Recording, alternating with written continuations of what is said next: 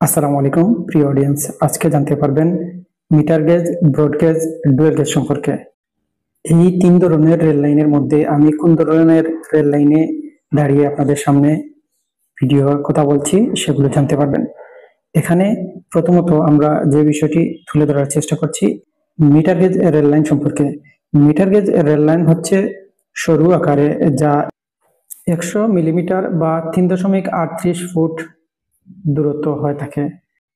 Metre গেজের ট্রেনের যে গতি সর্বোচ্চ 85 কিলোমিটার বেগে চলতে পারে।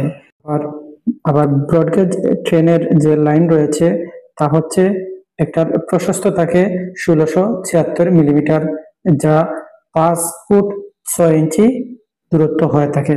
ব্রডগেজ রেল লাইনের যে ট্রেন রয়েছে তার সর্বোচ্চ গতি হতে পারে 100 কিলোমিটার।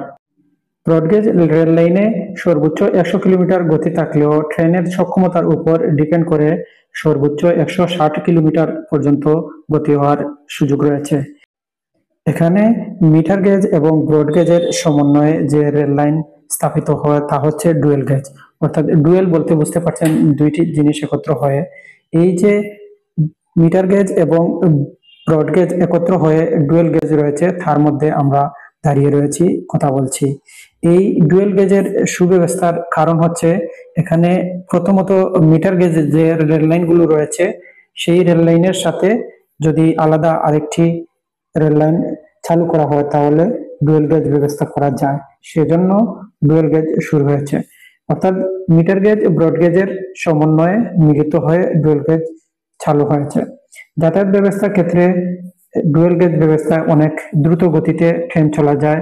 তাছাড়া হচ্ছে যাত্রী সংখ্যা বেশি থাকা যায়, কারণ ব্রড গেজ প্রত্যেক কোচে 92 জন যাত্রী পর্যন্ত বসার সুযোগ রয়েছে এবং সিট যেখানে 5টি হয়ে থাকে, এবং ব্রড গেজে 5টি হলেও মিটার গেজে সর্বোচ্চ 4টি সিট প্রশস্ত আকারে বসানো যায়।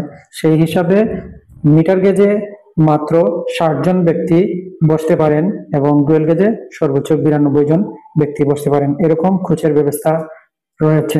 তাছাড়া হচ্ছে সময়ের অপচয় রোধ করা যায়।